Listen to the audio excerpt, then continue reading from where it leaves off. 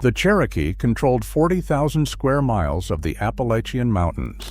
Their territory stretched across what is now Georgia, Tennessee, North Carolina, and parts of Virginia. By 1650, they numbered around 22,500 people, one of the largest tribal nations in North America. But there was always something that did not fit. The Cherokee spoke a language from the Iroquoian family, and every other Iroquoian-speaking nation lived over 600 miles north, near the Great Lakes. How did they end up in Appalachia? That question has haunted scientists for 2 centuries. And the answers changed everything. They built permanent towns along river valleys, grew corn, beans, and squash, and organized themselves into a confederacy of red war towns and white peace towns. Every major tribe surrounding them in the American Southeast spoke a Muskogean language, for example the Creek, the Choctaw, and the Chickasaw. Their languages were all related to each other. The Cherokee language was completely different. It belonged to the Iroquoian family.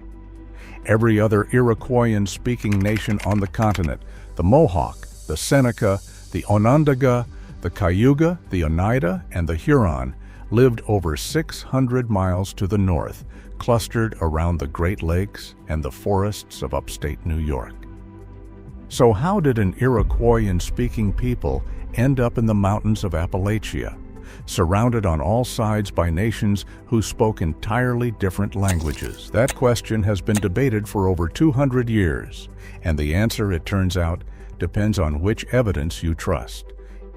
In the late 1800s, an American ethnographer named James Mooney traveled to the Cherokee homeland in western North Carolina and spent years recording the oral traditions of Cherokee elders. What they told him was consistent. The Cherokee had migrated south from the Great Lakes region in ancient times. They described a long journey, a separation from their northern relatives, and an eventual settlement in the mountains of what is now North Carolina and Tennessee. The Iroquois Five Nations back in New York had their own name for the Cherokee. They called them Oyata Kieronon, which means inhabitants of the cave country, a description that fits the limestone terrain of the southern Appalachians perfectly. The Cherokee themselves identify the ancient settlement of Kituwa on the Tuckasegee River in western North Carolina as their first home in the southeast. Kituwa is still considered a sacred site and is now part of the Qualla boundary, the reservation of the eastern band of Cherokee Indians. Linguistics backs up the migration story, and the numbers are surprisingly precise. Glottochronology, which measures how fast languages diverge over time, estimates that Cherokee split from the northern Iroquoian languages between 1,500 and 1,800 BC, roughly 3,500 years ago. That estimate was first calculated by linguist Floyd Lounsbury in 1961 and has held up across decades of research.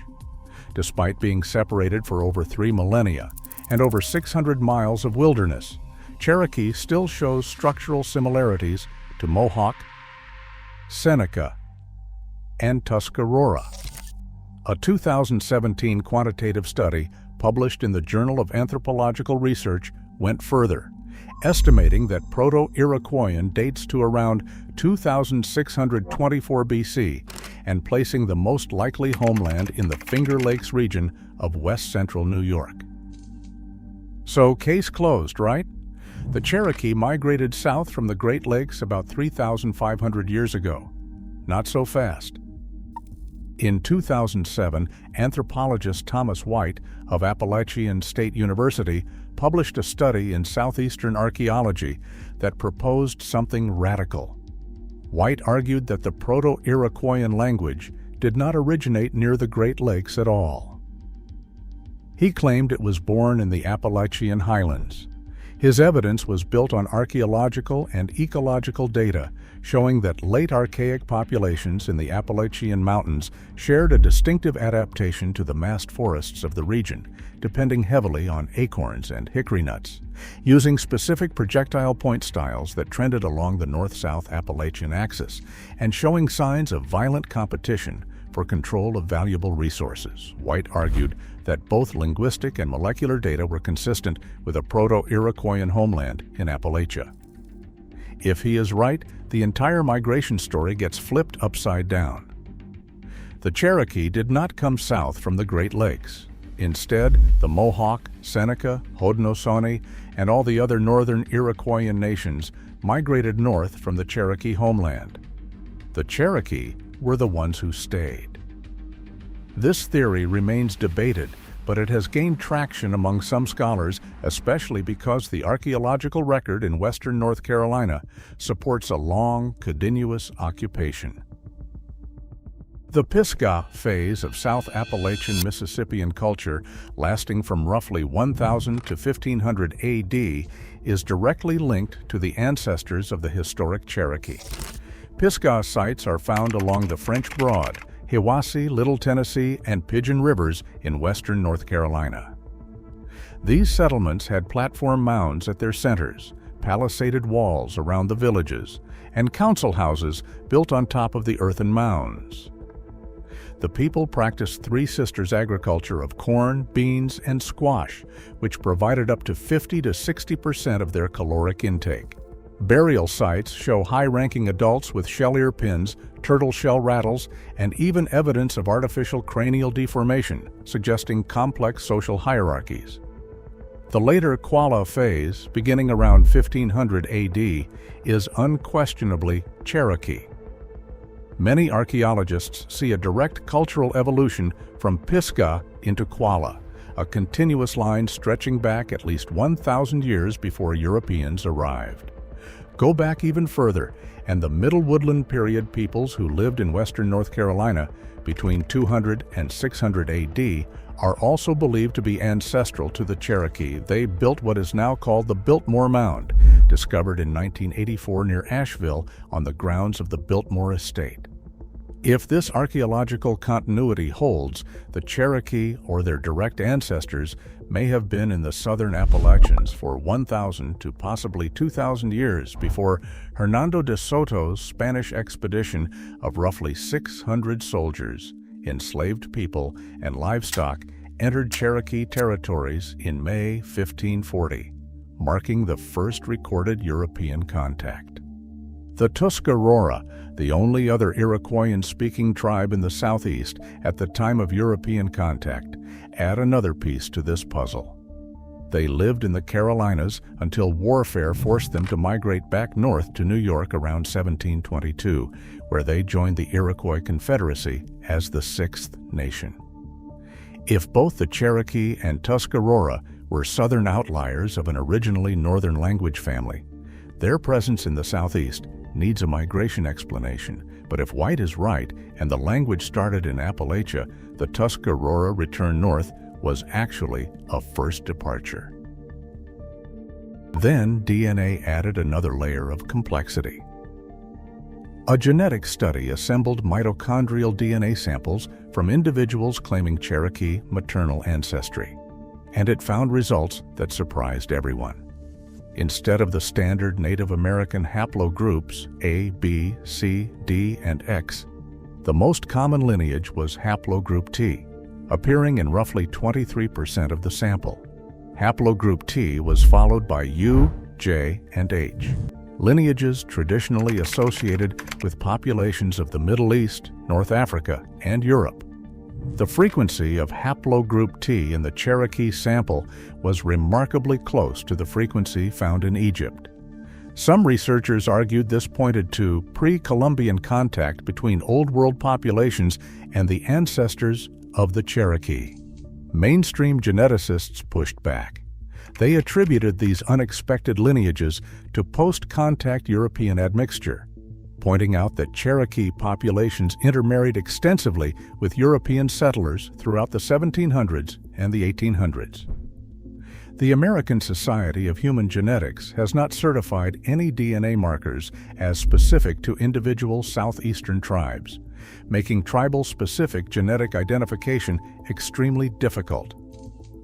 A separate Y chromosome and mitochondrial DNA study published in Molecular Biology and Evolution found that Cherokee genetic patterns actually showed significant similarities to other southeastern tribes, such as the Creek and the Chickasaw, consistent with centuries of regional mixing regardless of language differences. And here is the part that makes the genetic record especially hard to untangle.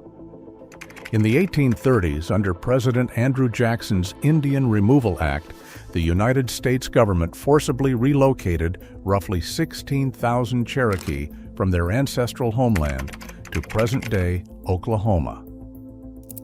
An estimated 4,000 Cherokee died during the forced march from exposure, starvation, and disease. This event, known as the Trail of Tears, fractured the Cherokee into geographically separated groups. The Cherokee Nation and the United Kituwa Band settled in Oklahoma. The Eastern Band, led by Chief Yonaguska, refused to leave, and remained in the mountains of western North Carolina. That forced split disrupted oral traditions, scattered genealogical records, and severed the living chain of cultural knowledge that had connected Cherokee generations for centuries. It made it far harder for later scientists to reconstruct what the Cherokee population looked like genetically before 5 centuries of contact, displacement, and intermarriage reshaped everything.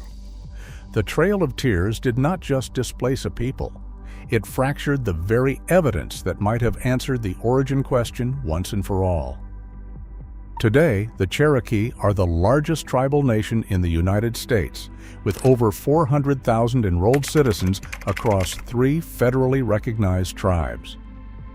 Their modern DNA reflects 5 centuries of survival, a mosaic of Native American, European, and African ancestry that tells the story of contact, resistance, and resilience more than it tells the story of ancient origins. And the Cherokee language itself is running out of time. As of 2019, only about 2,100 fluent speakers remain, most of them elderly. Roughly 8 fluent speakers die every month. That year, the Tri-Council of Cherokee Tribes declared a state of emergency for the language and called for enhanced revitalization efforts. Programs like the new Kituwa Academy are working to teach younger generations Cherokee through full immersion, trying to preserve the language that holds the key to understanding where these people truly came from. The honest answer to the question of Cherokee origins is that we still do not fully know. The migration theory from the Great Lakes has strong support from oral tradition and from linguistics. The Appalachian homeland theory has strong support from archaeology and from ecology. And DNA has added complexity without providing a clean resolution. The most likely truth may be that Proto-Iroquoian speakers spread gradually along the Appalachian mountain chain over thousands of years, with some groups drifting north and others staying in the south, and the Cherokee are the descendants of the ones who remained. What we do know is that the Cherokee are still here. Their nation survived removal, war, cultural suppression, and the near extinction of their language. They built a written syllabary before most European settlers could read. They published the first Native American newspaper, the Cherokee Phoenix. They rebuilt their government twice after it was torn apart. The question of where they came from is not just an academic puzzle. For the Cherokee, it is a matter of sovereignty and survival. The answer, when it finally comes, will belong to them. If this changed how you think about American history, subscribe. We cover stories like this every week.